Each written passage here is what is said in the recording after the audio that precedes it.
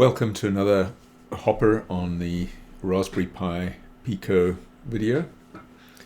Hopper is a modern curly brace and semicolon language, a bit like Java or C#, but designed to run on small devices like 8-bit CPUs like 6502s and Z80s, but also on microcontrollers.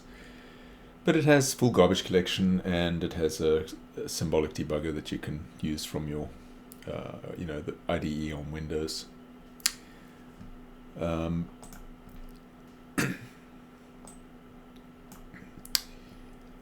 this video, I'm going to compare to MicroPython running on using the Thonny IDE. And I'm no MicroPython expert, so I'm wide open to having some feedback in the comments as to how to do this better in MicroPython.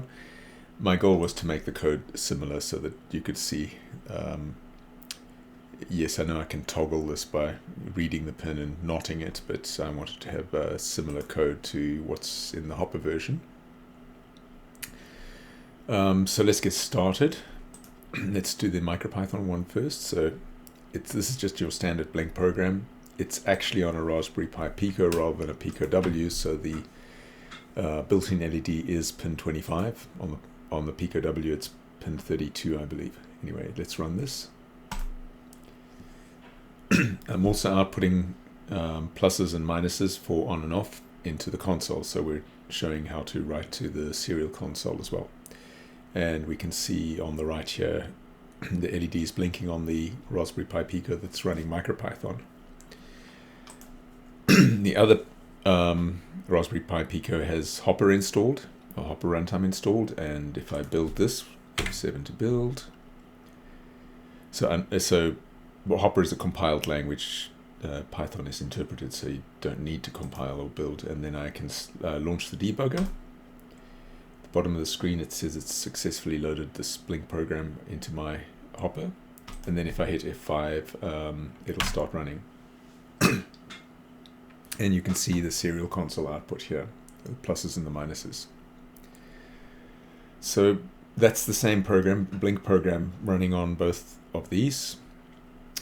A notable difference is that in Hopper I can Control C and I can break here, then I can step through in the debugger with F10, it's the Visual Studio keys, or I can put a breakpoint here, F9, and then I can F5 and it'll run to the breakpoint. F5 again, it'll print two more pluses and minuses and run to the breakpoint again, etc., etc.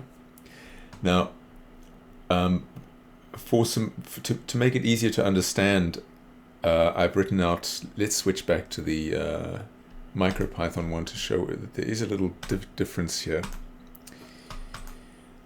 I output a bang when I start, an exclamation mark, so there's an exclamation mark here.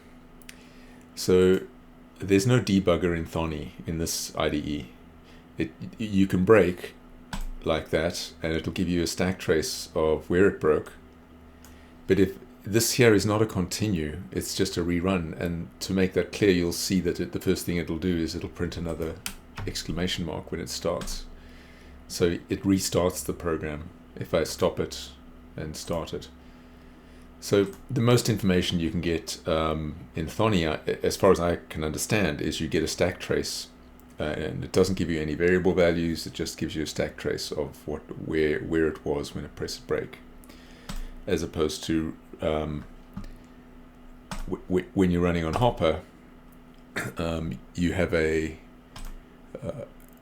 full debugging experience. So I'm still waiting in the debugger here, so if I F10, I'm stepping through here, and on the bottom right, this is my call stack. It's not terribly interesting right now because there's no local variables and there's no arguments, but I can show those if I step into, for example, LED write. So the LED write is actually a property, so it's calling into, if you look at the top here, the gpio.hopper, and this is the source code for stepping into LED write.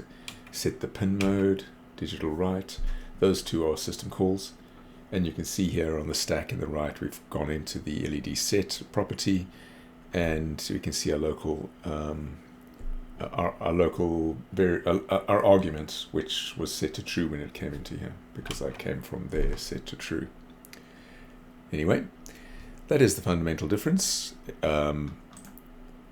between the two different development environments, is that Hopper has a debugger and Thonny does not. I'm going to follow this video with the second one with the performance comparison between MicroPython on the Raspberry Pi Pico and Hopper on the Raspberry Pi Pico. You should see the link at the end of the video. Thank you for watching. I look forward to your feedback.